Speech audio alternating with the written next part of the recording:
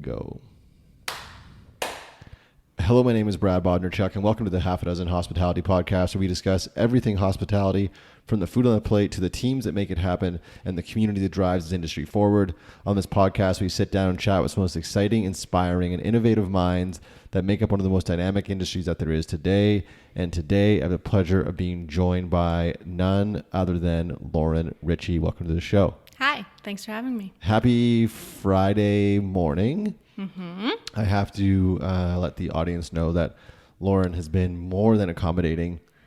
We were supposed to sit down a few weeks ago, maybe even a month ago or more. Can't remember. And record, and something came up for myself and I couldn't. And then today I was like, how about 9? And I was like, how about 9:30? How about 10? How about 10:30? How about 11? And she kept saying, sure, Brad, as opposed to you're crazy and this is not going to happen. So I appreciate you putting up with me and all the stuff that I have going on in the background to make this happen.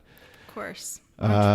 So your name may be new to a lot of our listeners because we're speaking to people all over the world. I'm sure people that are local in Vancouver may have heard of your name or of your brand, but fill people in on kind of, I don't want to say like who you are and what you do, but for lack of a better term, who you are and what you do, and more importantly, why you find yourself doing what you do. So I was introduced to you because we reached out to each other in regards to the bread that you bake. And that really is the reason that I wanted to have you on the show today. And that to me is a question that I've been thinking of kind of since we first started interacting. Like, why is she doing this? Why is she baking bread? So as much as I want to learn about like where you grew up and like the sports you played and all those things, I'm more intrigued. Why you and why baking? Okay, so long story short, I've always been in hospitality. First job, 16, hostess. For 90% of the time, I've been front of house. Okay. So I've served, managed, all of that, bartended. But I've always been the annoying server that's always in the pass, staring at all the line cooks and just amazed by what they do. Okay. So hospitality has always been in me. Mm-hmm. I moved out here from Winnipeg about 5 years ago, roughly. Okay. So my original plan, my big dream was I was going to open my own restaurant in the Okanagan. Oh, beautiful. Yeah, because I was GM of a restaurant in Winnipeg. So I moved out here to do a big change. I was in a school program here, a restaurant entrepreneurship program. Oh, what was that? The Art Institute. Okay. Can you just shimmy a bit forward with your chair so you can get like right up on that mic? Yeah. Yeah, there we go. Like you're going to give it a kiss. Good? Yeah, perfect. Way better. Super good. Good, yeah. So at the Art Institute, and part of that program is they say if you're going to run a restaurant as the front of house, you need to know what back of house is doing, what the chef is doing. 100%. So they do intro, like knife skills, soups, stock, sauces, like basic culinary. Mm-hmm. So I did a semester and a half there with the culinary classes, and I was hooked. I said, I don't want to do front of house. I still want to have my own place, but I want to be in the kitchen. Okay. So I dropped out of that program after, I think, 2 semesters, applied for pastry school, and then did pastry school at Northwest Culinary on Main Street. Yeah. And from there, bread wasn't even on the radar then. I did bread week with them, and I was just hooked. So starting with that is when kind of the bread ball started rolling. Okay. Pardon the pun. Yeah. Yeah. And then, just blown out since then. Wow. And sorry, how long ago was that? 4 years ago. So Ritchies Bakery has been a thing for 4 years. Yes. Cool. Yeah. And what has that been like? It's interesting how you describe that story, and you did a very succinct job. So thank you for that. Thanks. But it sounds like you're kind of like me, and it sounds like me in my relationships in the past, where it's like if I like fall really quick for certain things, and in the past like certain people, and it sounds like for you that is certain aspects of this space, of the hospitality space. It was the idea of being, owner operator, and then it was the idea of being a head chef, and then it was the idea of being, pastry and baking. So, yep. Is that your personality through and through, or is it just when it comes to what you're doing professionally and with your hobbies, or does that carry through? Like for me in the past with my relationships, I would just like jump, like all in right away. Yes. I think mainly for me is, I have a personality where I'm have to be in charge. Okay. My boyfriend likes to call it that I have my bossy pants on. Oh, okay. So I think that's where the entrepreneur thing came from. And many people will say, being in hospitality, I've worked at numerous restaurants, and people always bug me and says, why don't you stay at a job for longer than a month or a year or whatever? And it took me a long time to figure this out, but my personality is just, I feel like it can always get better. So the reason I left these jobs is just, I felt like more could be done.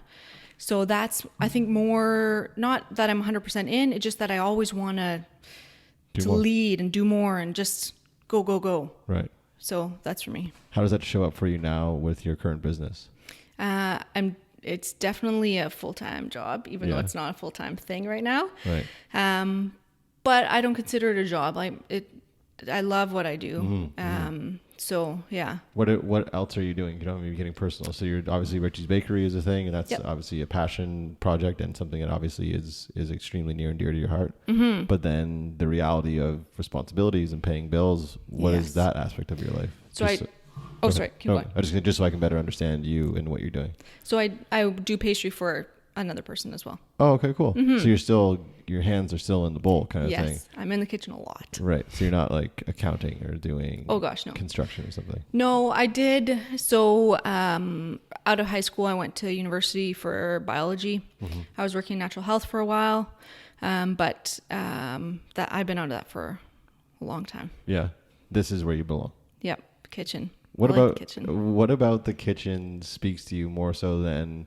Again, I personally don't like to delineate between front of house and back of house. A lot of times it happens very naturally because of it just does. But we're seeing now different concepts come up and different restaurants open up that don't really have that distinction between front of house and back of house. It's almost like a healthier thing. But for you, what speaks to you more about putting on, for lack of a better term, putting on those chef whites and getting your hands dirty as opposed to smiling, greeting, seating, serving? I think I really like seeing the transformation. So starting with flour and water and that's it, and turning it into a beautiful loaf of bread. You don't really get that in the front of house. I think that's the big thing for me is like getting dirty and saying, ta-da, this is what I made for you. It's tangible. Yeah. That was the big thing that I think really drew me into the kitchen, is just seeing what you can do. It's interesting for me you say that because I'm challenged right now with a few of my clients as a consultant. I try to create that ta-da moment, but with individuals, which can be very difficult. Meaning, what do you mean? So say, for example, if you are a front of house and you are a manager or you're a server or you're a bartender, if someone comes in, you want to do whatever you can to create that ta-da moment. Yeah. So it's implementing systems and procedures that will get you closer to that same feeling, creating that for that person or even for yourself. Like there's a lot of, I just did dinner a few days ago, and I said that I got high on it, and I really did. Like I took so much from it, and I'm sure it's the same for you when you open a loaf of your sourdough and it looks and smells and feels exactly how you had envisioned it, or maybe even better perhaps. Oh yeah. And that high you get off of that, right? That dopamine hit you like, because you created that.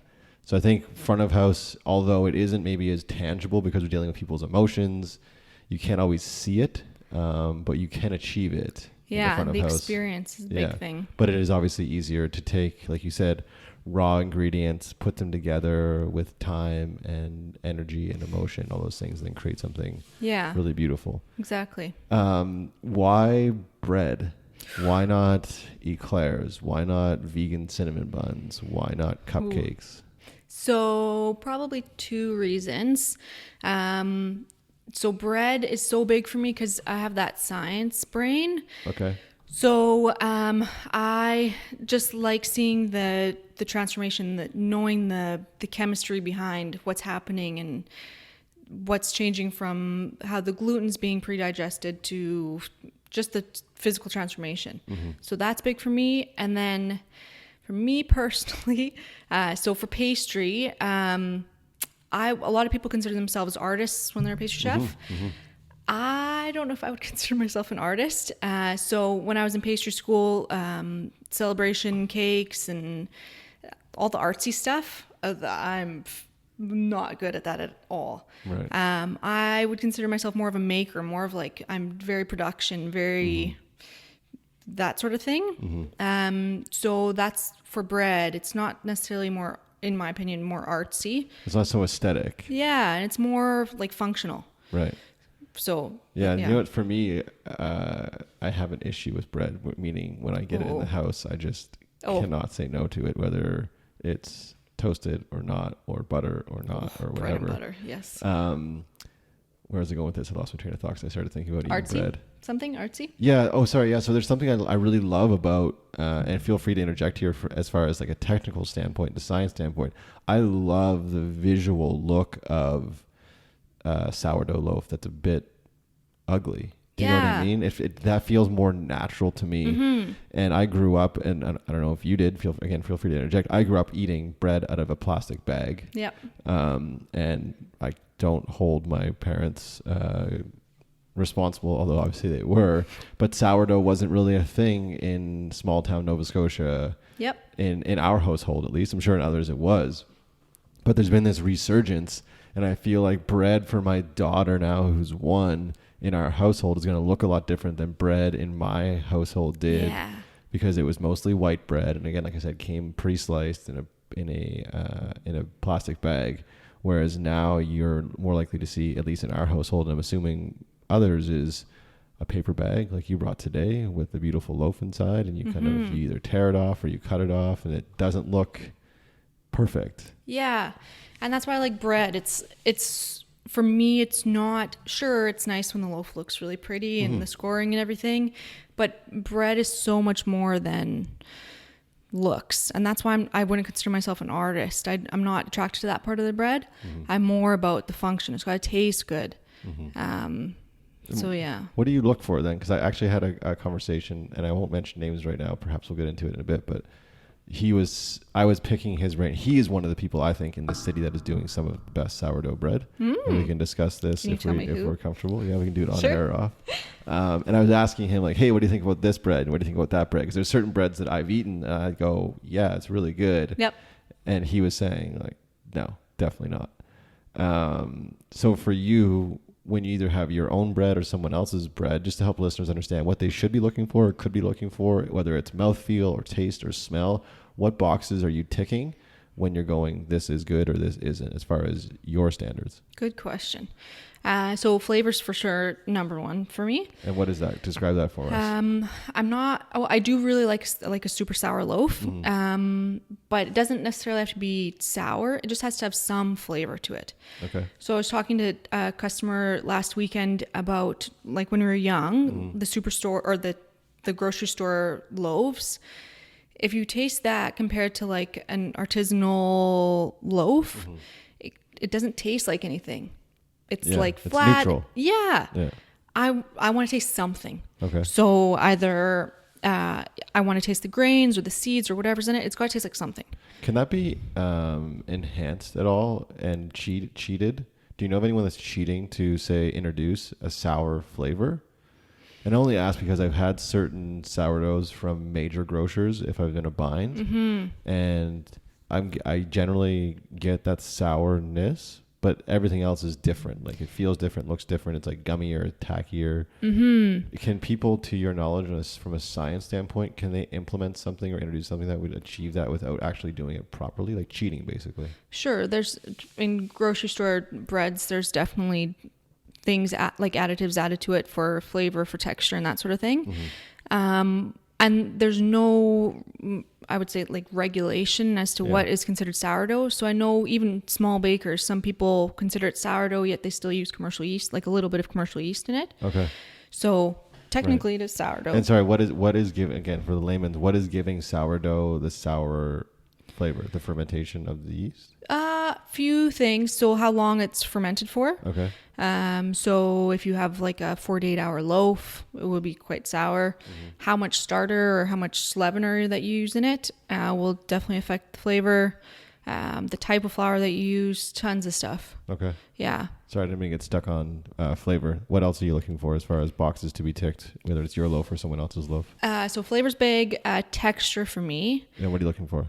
So I'm maybe not different, but a big thing now is a lot of people look for the big holy loaves. Right. I like in the morning, I like my toast with my peanut butter on it. And those holy loaves are not ideal for Yeah, that peanut butter. just slips right through. Yeah. So I look for like a uniform crumb, not necessarily small little baby holes, but I don't want to see big hole. Like I want a loaf that's functional. Right.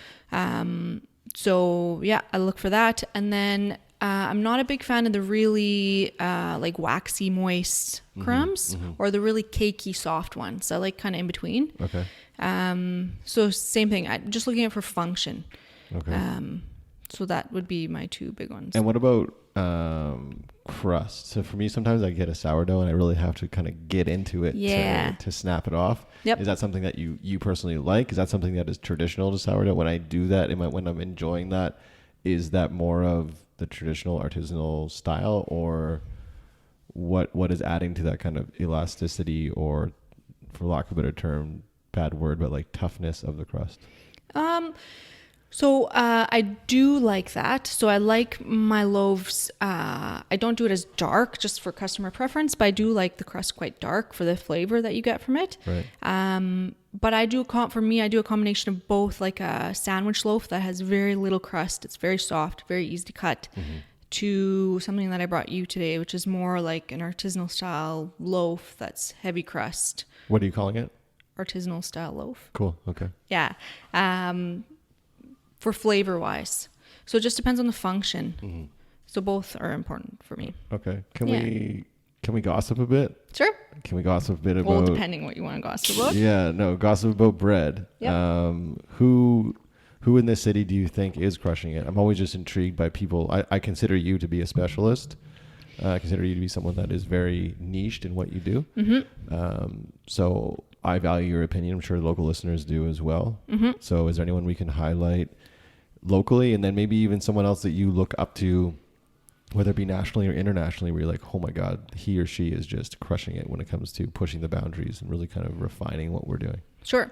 So I use freshly milled, or not 100%, but a lot of my flour is freshly milled by Flourist. Shout out Flourist. Yeah, they've they're been on this awesome. show before. Jana I know. and Shira, they're amazing women. And If you're local, or if you're not, you can order their stuff online. So they're opening up their new shop soon. yeah, I can't wait to go. I know. Yeah. So they're killing it. Yeah. And then, so I've never met her. I've had her bread before, but Livia, who opened Claire, up recently. She's on the show as well. Yep. Yeah. So she's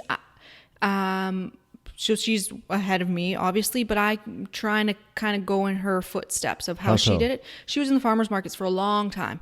Okay. And then she opened up her place.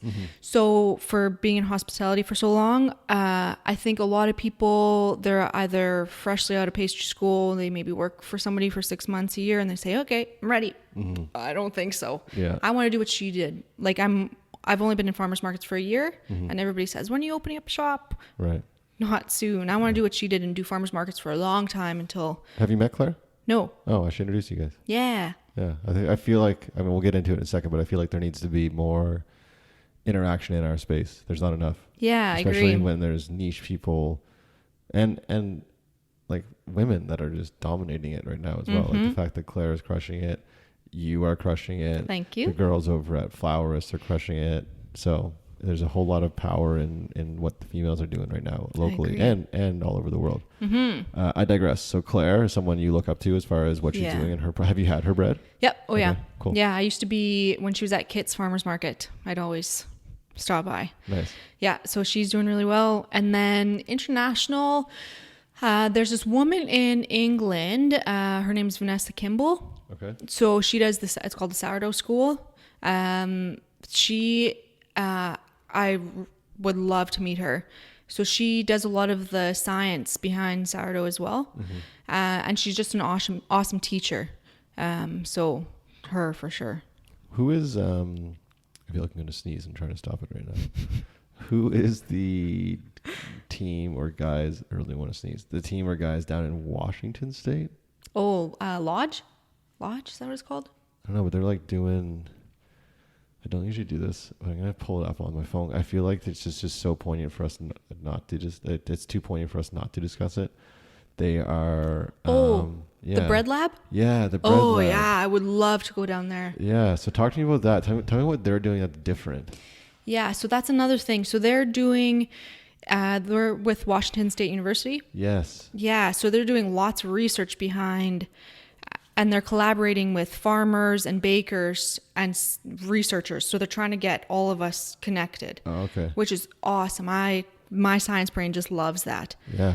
So they're doing research on the grains that the farmers are growing, and how it affects how the bakers bake those grains. Mm-hmm. So they're just trying to link it all together, I guess. But yeah, they're... Yeah. Amazing stuff they post too on their social. It's crazy. Yeah. And they have the yearly grain gathering. Oh, okay. Yeah. So it's once a year. I think it's can't remember, in the spring maybe. I don't know. It's once a year. They hold it and they have bakers come. They have from all over. I think there's people from all over the world. And where is it, sorry? In Washington State. Yep. Oh, wow. Amazing. Yep. Have you been? No, but I would love to go. It just hasn't worked out for timing for me. Right. But they have bakers, they have farmers, they have chefs, scientists. It's awesome. Oh yeah. So cool. Mm-hmm. I love that idea of, again, getting together and sharing. I feel like we need to do more of that to help push this local scene and just international food scene forward. Mm-hmm. I feel like so many other people are doing it. Massimo in Italy just had his big, I forget what he calls it, but he had his big kind of symposium in Italy, which looked amazing. I don't know if you saw it or it was on your radar at all, but it was just stunning, the amount of people that were there and the chefs that were involved and the food that was being created and the conversations that were being had. Yep. Which I think is the most important part. And I'm challenged by that a bit here locally because I feel like we are operating so much in silos and people aren't really open to sharing. People are more worried about, and hey, I get it, you got to feed your family and you got to eat, but people are more worried about kind of their restaurant or their business being the number one, as opposed to, hey, what are we all doing? Like, what are we trying to do with our food here locally? So do you find for you in the bread scene, there is open conversations? Like for me, it's surprising that Claire and you don't have coffee every Tuesday. Yes. Do you know what I mean? I just feel like that's a natural thing. And I know you obviously interact with the girls and the whole team at Flourist, but I feel like that should be happening more. No? I've had a good experience. I've had quite a few conversations with people in the industry. It hasn't been as, like you said, I haven't chatted with Claire Livia yet. But I have been lucky. I've had really good mentors. I have had communications with people like the girls from Flourist that, I don't think it's that closed off for me personally. Right. But from my experience, majority of the people that I've met is through employment, and I'm notorious for bouncing around a lot. Right. So that could possibly be why. Right. I just wonder if we can facilitate something that kind of brings everyone together to literally break bread and have like a grain gathering of our own. Yeah. Yeah. Yeah. Why not? Right. Get the bakers and people from UBC if there's anybody studying. Yeah. And I actually had this idea yesterday. I had a meeting and I had the idea of doing an adult bake sale. Because bake sales to me are so whimsical. I used to love them as a kid. You'd bring your quarters or your loonies or your toonies to school and you'd buy whatever you could afford to buy, peanut butter cookies or whatever. Yeah. And I just wonder if there's a way for us to do kind of a 8 o'clock or 9 o'clock at night, like the dessert scene. And you come out, you show up and it's like wine sponsors, beer sponsors. And then they're just like really elevated, really cool bake sale. That would be cool. And you're just kind of, you buy tokens and you kind of go around and different vendors have different things. That to me is just such a whimsical thing. That would be awesome. I'd totally be in. Sweet. All right. You're down. You'll be our bread supplier. For sure. How challenged are you by what you do? Meaning, what comes up for you day in and day out that seem to be really daunting mountains or really daunting task to get by? Like, is there anything that comes up for you, whether it's like customers complaining about pricing or the sourdough not reacting the way you wanted to? What are some things being a baker and being so niche in what you do and being a solopreneur, an entrepreneur? What challenges are you experiencing that have been difficult to date that you can share with the listeners? Maybe some of them are going to be experiencing the same thing, or maybe they already have. I would say the biggest thing for me is definitely work-life balance. So I'm notorious for working a lot. Okay. Because I like what I do, so I don't necessarily consider it work majority of the time. But the biggest challenge for me is taking a step back and saying, okay, taking the day off, or when I have a day off, I'm actually not going to work. Right. So I would say that's the biggest thing for me is just not working, because I would do it every day, unfortunately. And what does it look like when you say work? What does it look like for you when you are working? It depends on the day. So like today, so I have a farmer's market on Sunday, 2 days from now. So tonight I have a graveyard shift and I'll do all the mixing of the bread. But during the day today, it would be technically my day off, but I'm just prepping for tonight. So making sure I have all my ingredients, scaling everything, running around, doing that sort of stuff.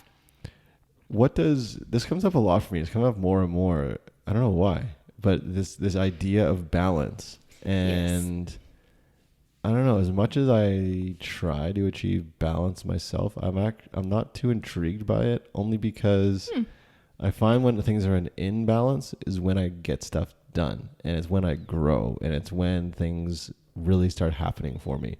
Balance for me is when I'm really on a vacation and I'm on a beach and I'm just relaxing. That for me is balance. Yep. Because I'm able to just do whatever it is that I want to do and turn off my brain. Whereas when I feel like, okay, I've got a podcast, then I have to write a performer for a consulting client, and then I need to set up my venue for my next dinners, like all those things. Like that for me is just, that's where I feel more like I'm doing something.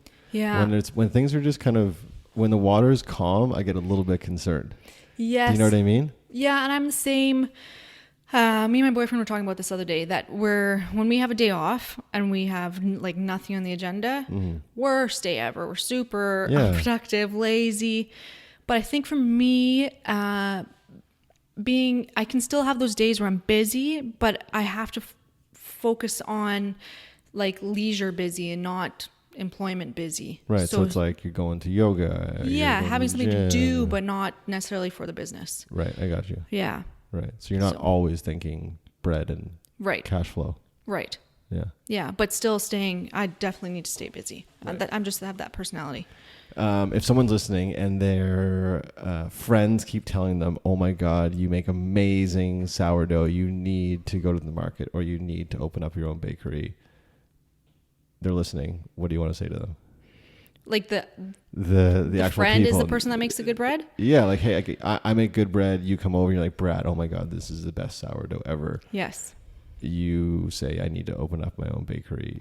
You're talking to me now. What do you tell me? Work in the industry for a while before you even consider opening your own place. It is so different than baking at home. So different. What are some of the major differences that you've experienced or are experiencing?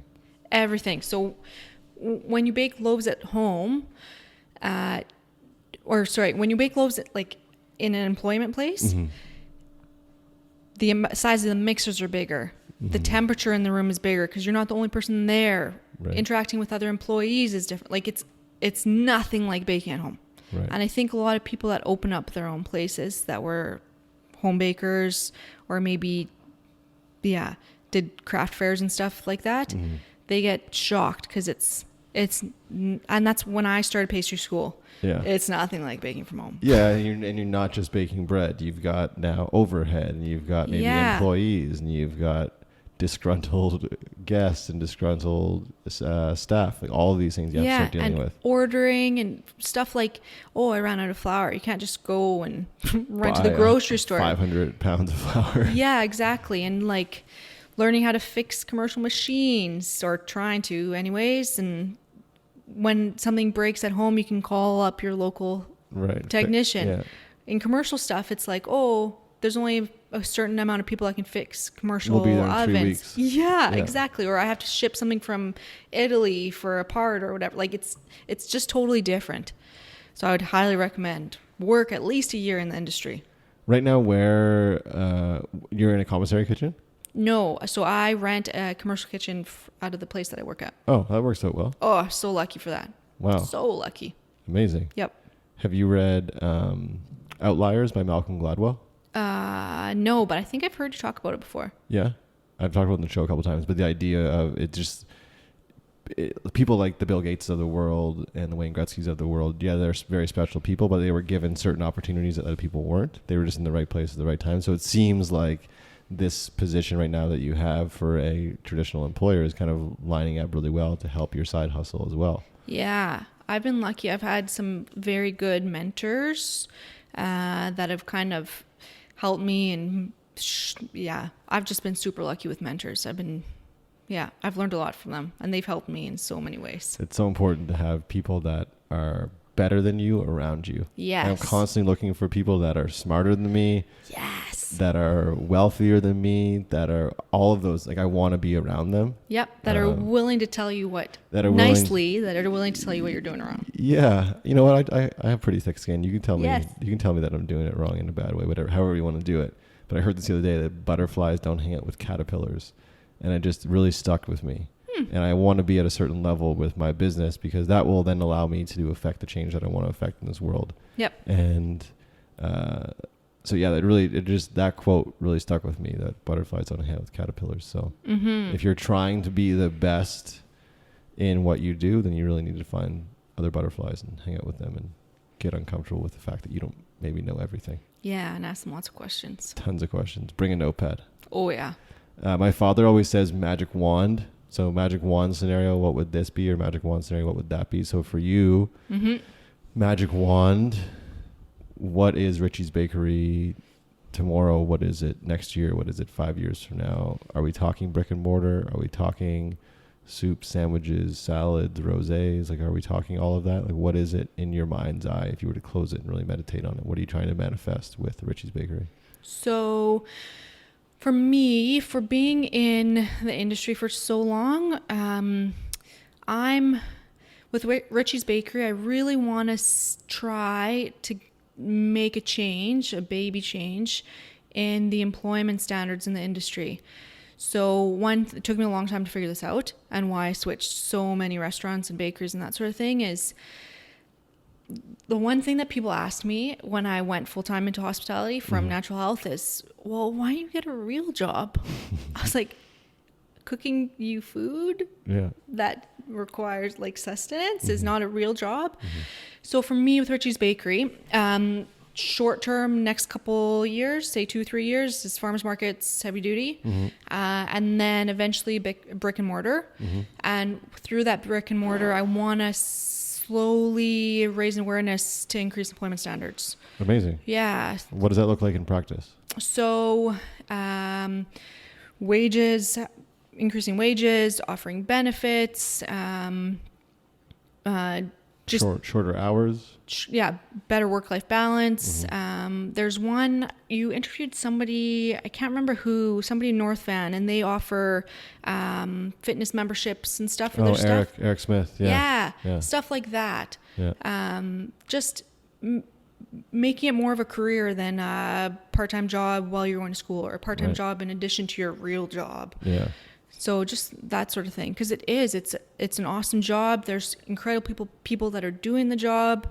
I think it just needs to get increased standards. I think it's happening, but there's so much we have, and this comes up a lot for me, and this word does as well. We have this perpetuating story in our industry that there's so much lack, and that mindset just keeps us in this kind of wheel of repeating our current existence of low margins and long hours and anxiety and drug addiction and abuse, all those things, where we need more people like you with a mindset of like, no, it doesn't have to be that way. We can do it differently. Yeah. And there are some restaurants that are out there that are doing it differently, but we need more and more people kind of, pushing those boundaries, if you will, and making that a big part of their business model. But then comes from that, we need to do a better job as a whole, as an industry. And I hold myself responsible for this as well with this podcast, is educating people on how much it actually costs to produce food. Yes. And there's so much ignorance around it. And, people just need to understand that like meat is expensive and fish is expensive and good flour is expensive and good grains are expensive. And I think once we can bridge that gap of the lack of knowledge of what it takes to produce, say, a loaf of sourdough bread or a plate of whatever it is, then we are better suited to do things like pay our staff more and have healthier margins and all those things. But man, it is crazy the reality that these restaurateurs, entrepreneurs have to deal with in regards to just the, how do I say it? I guess like they're just so unsure of where their money's going to come from. And they're literally going like day by day. I know someone, and I won't say who, but I know someone who took out a line of credit because they had to pay their staff. Oh, this is like a restaurant that's been in business for over 10 years. And this is now the reality of having to take out a line of credit just to pay their staff. Like this just shouldn't be a reality. But it's because people aren't willing to spend X dollars for a plate of food. Yeah, and I think you're right. I think podcasts like this is a good place to start.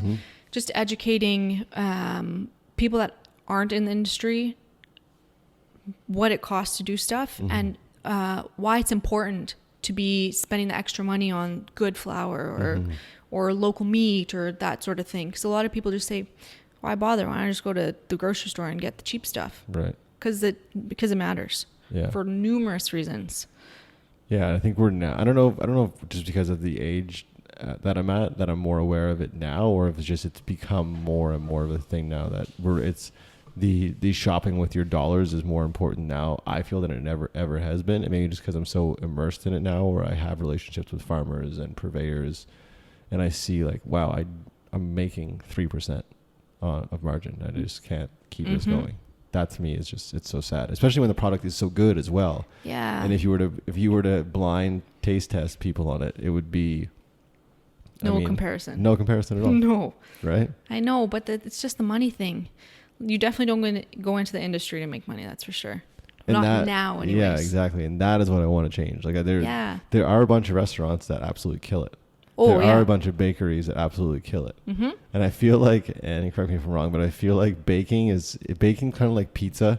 Like if I have a client that comes to me and says they want to open a pizza restaurant, I just say, heck yes, you are true. Why? One, because I love pizza, but two, because just the margins are so healthy. Oh yeah. It is, generally speaking, cheaper to produce something with flour, water, and then some veggies on it for sure, than doing like lobster tails and caviar. Oh yeah. Right. So pizza just is a very, very margin friendly, quick to produce, all that stuff. And I find, again, certain styles of baking can lend themselves to that, like a little bit healthier of a margin as well. But it all comes down to the products that you're putting into your finished products. You have to be sensitive to that as well. That's right. Guilty pleasures, food. We are spoiled in the city with amazing choice, different restaurants, different cuisines. What is we already talked about your bread and peanut butter. But what else are you known to, if no one's looking, just smash? And what do you think in the city is really, really good? Like, what's your go-to guilty pleasure? Oh, it's bad. I don't want to tell you. Oh, that's why you should tell us. So I'm notorious for candy. So. Oh, okay. Oh, yeah. Sweet tooth. Super bad. Oh. Twizzlers and nibs are. There's my. Oh no. I know, which is horrible because they're not great. And they're awful. What is it actually? Like gelatin and red dye number 76. So bad for you, but I just love them. Oh, okay. Yep. So that's definitely my guilty pleasure. Yeah. But like fruit, like better local stuff. Yeah. So I grew up in Winnipeg. So coming out here, the seafood's definitely my guilty pleasure. Good. Yeah, like buckshuck oysters. I could go 50. No problem. Oh, I love raw oysters. Dang. Yep.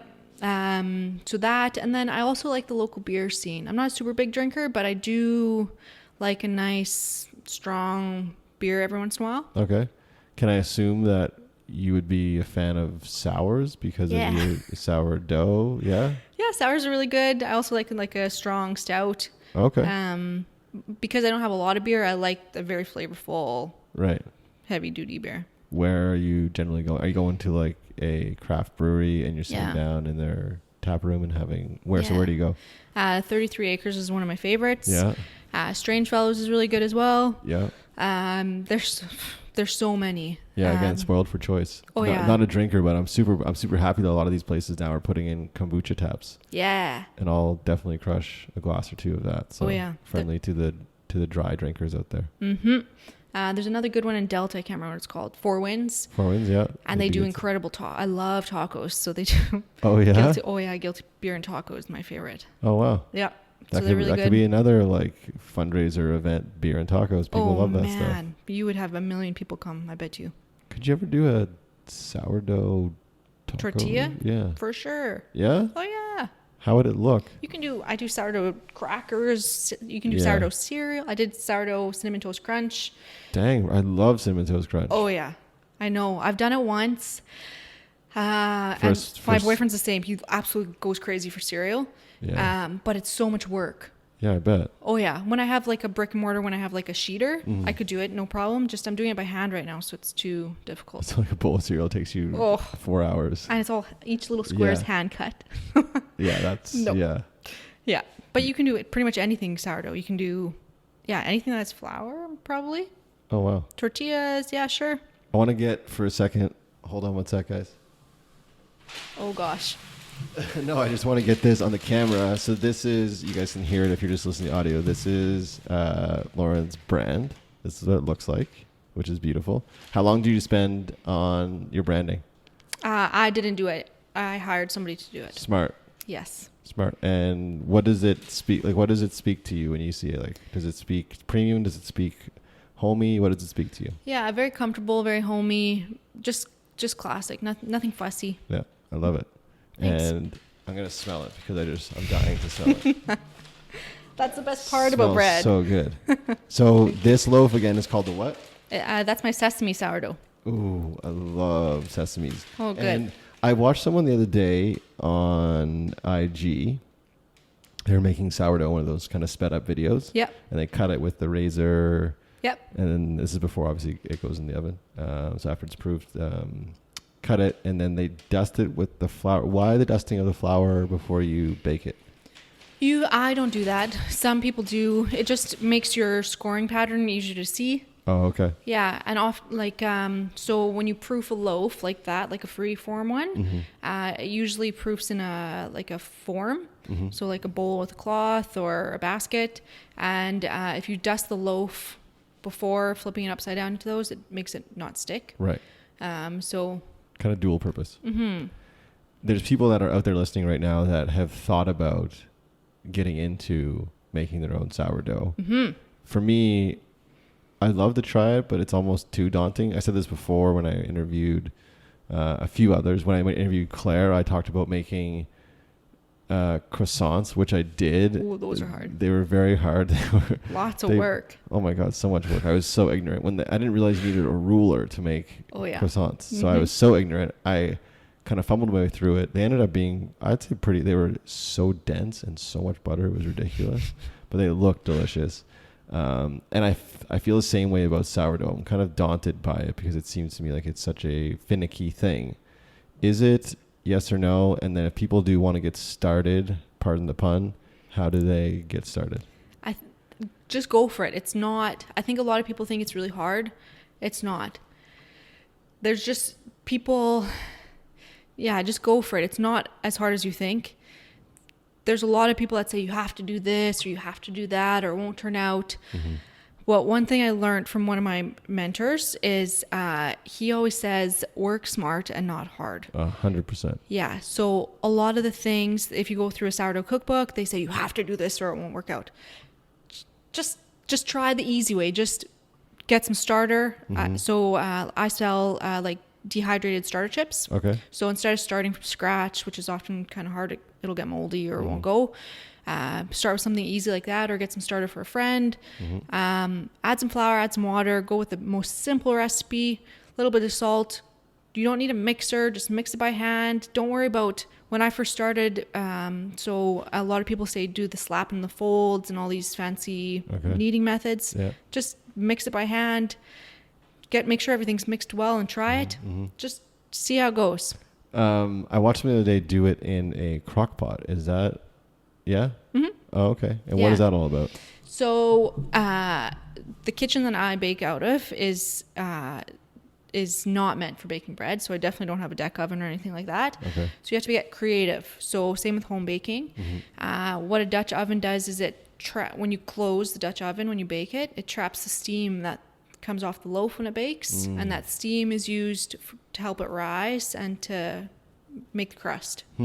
Yeah. So when I bake my breads, I use lots of Dutch ovens and makeshift Dutch ovens.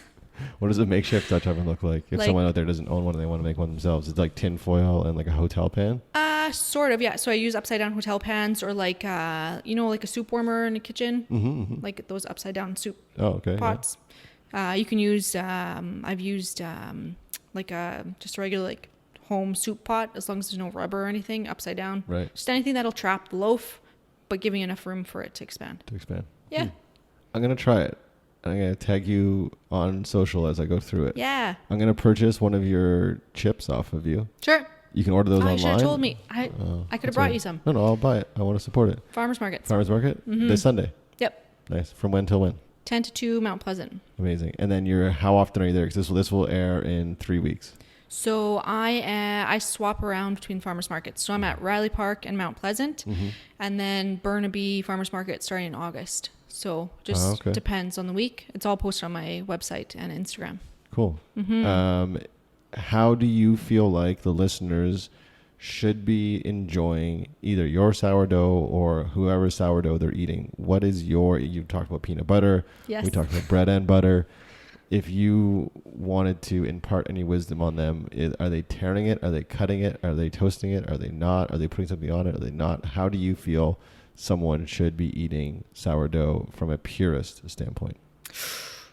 I don't think it really matters. Just get into it. Just do sourdough.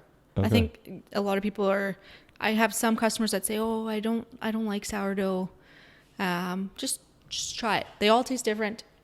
I don't think it's that you don't like sourdough. You just might not like that particular type of sourdough. Just try some. Do it as you do. If you like peanut butter and toast in the morning, do it that way. If you want avocado toast, do that. If you just like plain old butter, do that. Just have some. We crush avocado toast, and we aren't ashamed to say that in our household. It is ridiculous. I want to figure out how to grow an avocado tree on my patio. I don't think it would happen, but I want to try it. I have a mango tree you could try. Oh, really? Yeah. Really? I loved garden. Oh, wow. You have a mango tree, legit? Yeah. I grew up from a mango from Safeway. Really? Yeah. Shout out Safeway mangoes. Wow. I didn't realize mangoes could thrive in our... It's not, I wouldn't say it's thriving. It's alive. I don't have mangoes yet, but hey, it's a tree. Just wait. As you know, by the way, I'm super impressed you listened to Eric's episode. That was like episode 6 on the podcast. So you've done a deep dive on my podcast, which I am truly humbled by. Thanks. But as you may or may not know, at the end of every episode, I ask 2 questions. It ends up being longer than just the end of the episode. So stay with us here. But it is the half a dozen hospitality final 2 questions, and they are the half a dozen have tos and the half a dozen haven't yet. So I have for you, Lauren Ritiche. I need from you 1 to 6. You can give me 1 or you can give me 6 of your have tos. And as you know, this can be anything from a book you've read to a song you listen to a trip you've taken, to a meal you've had, to a mango tree you've grown, to a way you eat your sourdough. What is 1 to 6 of Lauren Ritchie's have tos? So 1, I would say grow something. Okay. Well, grow something that produces fruit or flowers. Vegetation or something. Sure. Yeah. So it doesn't have to be anything crazy. Could be a dill plant. Could be a flower. I just think it's so rewarding putting effort into something and seeing what it can produce. Yeah, it goes back to what you were saying earlier about like cooking in a kitchen, that it's tangible, right? You water it, and then boom, there's a strawberry. That's right. And to do to learn how to support something, to keep it alive. Right. I think is very beneficial for people, just to learn something new. Yeah. So I'd say grow something. I like that. Try baking bread. Nothing crazy. I'm gonna do it. Yeah. Just go for it. Nice. Okay, so this one, if anybody that knows me well will laugh and they'll say, I can't believe you're saying this. But do something that makes you uncomfortable, something new that you've never done before. Okay. And I say that people will make fun of me for saying this because I am the worst at trying anything new. Oh, really? You don't strike me. You strike me biggest chicken. Oh, really? Oh, yeah. What is that like though? Like eating strange things or traveling to places that don't speak the language? Yeah, or? stuff like that. Like doing stuff. Food, I love food. I'll do anything for food. I'll eat weird stuff. Right. But trying new stuff, meeting new people. Like, really? I'm the biggest chicken ever. I'll do it because I know in the end it's rewarding, it's good. But getting there, biggest chicken alive. So how was today for you? I was definitely nervous. Podcast wise, or like meeting someone you didn't know? I'm better at meeting new people, but yeah, podcast. I was like, oh God, I'm so nervous. Right. How's it been so far? You've done Not bad. 50 minutes and 43, 44, 45 seconds. 50 minutes. Wow, I'm surprised. Yeah, it flies by, doesn't it? Yeah, it's just the workup. Before I'm super scared, but once I do it, I'm good. You just gotta get that. Once you're in it. Yeah, that big hurdle is the hardest part. It's like once you make your first loaf, you're like, oh, okay. Exactly. Right. So yeah, I would say do something that is uncomfortable, even though you don't want to do it, because at the end, you'll like it. Totally. Yep. Any others? That. I think That's cool. it. 3's right. Yeah, sure. You mentioned people that may be listening that know you. Is there anyone that we can shout out right now that you know is going to listen? Are your parents still with us? Yeah. Cool. Are they going to tune in? Probably not. Not very technology. Can't you like just send them a link and say, click this link and then just listen? Maybe. Okay. Your boyfriend obviously is going to listen to it? Yep. Can we give him a shout out? Do you want to give him a name or no? Keep it on the DL. Sure. Hey, Trevor. Hey, Trevor. Yep. Thanks for supporting Lauren and all of her adventures. Yep. He's obviously a sourdough fan. Oh, yeah. Big bread fan. Yeah. How long does a loaf of sourdough, not judging and asking for a friend, how long does a loaf of sourdough like this last in your house? Oh, gosh. We eat so much bread. I'm very carb-heavy diet. Okay. And he is a very tall man. And he is a man that eats a lot of food. Most men do. Yeah. So we've crushed a whole loaf in a night before. Yes. No problems. Okay, good. Okay. I feel better about myself because we'll dominate. Because my daughter eats it. And for a 1-year-old, she'll crush it. Oh, really? She loves sourdough bread. Yeah. Yeah. So we've been known to eat a loaf in a day or two. Oh, yeah. Bread will not last long in our place. Who else do you feel like is going to tune in? And then I just feel it's kind of cool to be able to, say hello to these people. I have lots of friends, family in Winnipeg. So I have 2 sisters and their boyfriends. Okay. Yeah. My sisters. Awesome. Hello, sisters. Yeah. Natty Lindsay. Nice. And then my best girlfriends are one's in Winnipeg and one's in Ontario. So. Oh, okay. Hey, do they come visit? Oh, sorry. Go ahead. Hey. Maria and Amy. Hey. Do they come visit ever? Oh yeah. Yeah. What do they think about your bread? They like it from what I think. Yeah. I'm sure they love it. The next question I have for you then, Lauren, is the half a dozen haven't yets.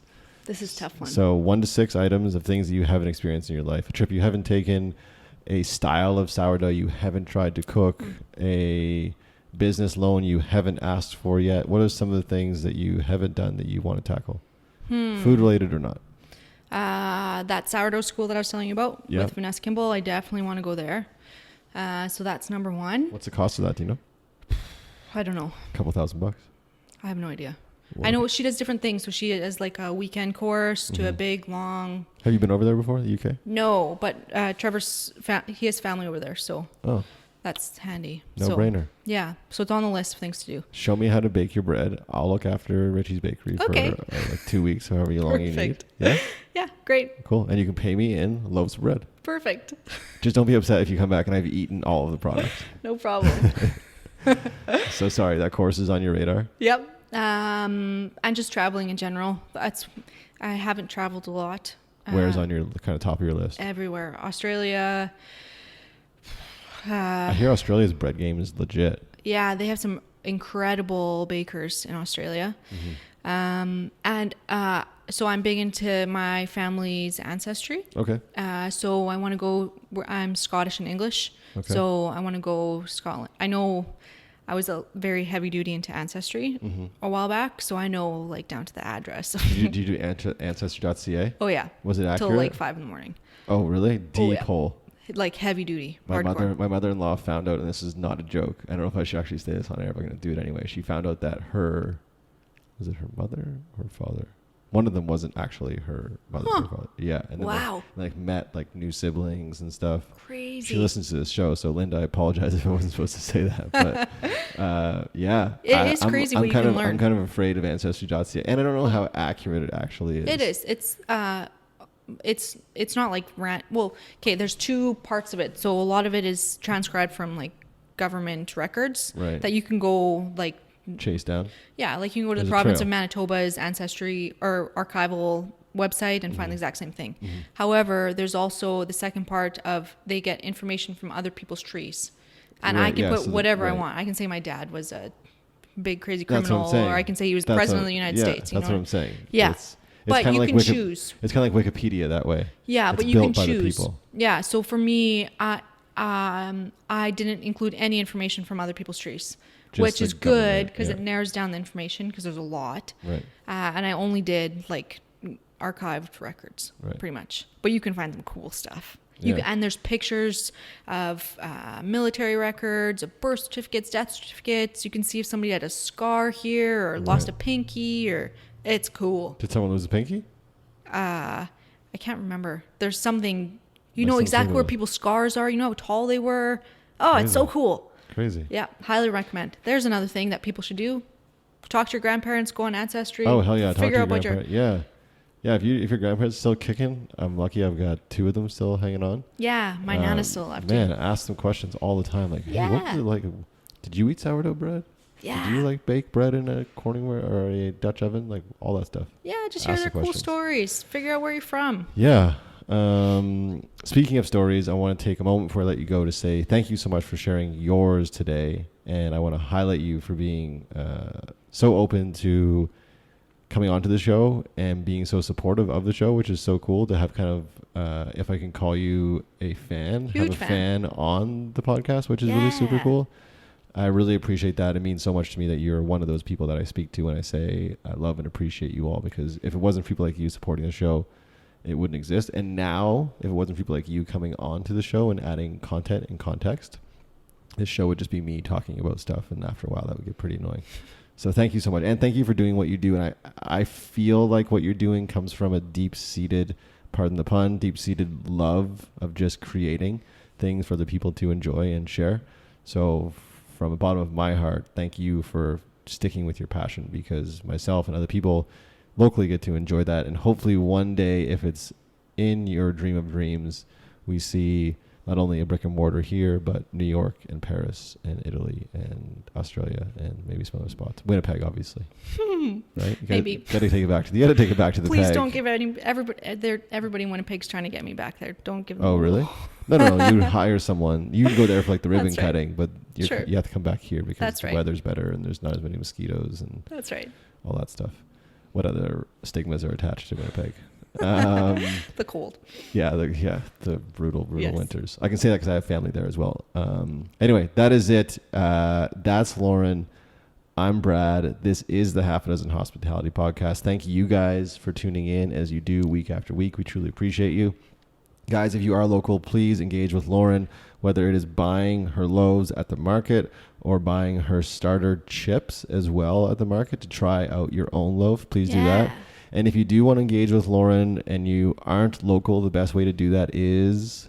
website, ritchiesbakery.ca. Ritchies with a T, Ritchies. Yes. Or Instagram, ritchies.bakery. Nice. You can check out all her content there. Please give her a follow.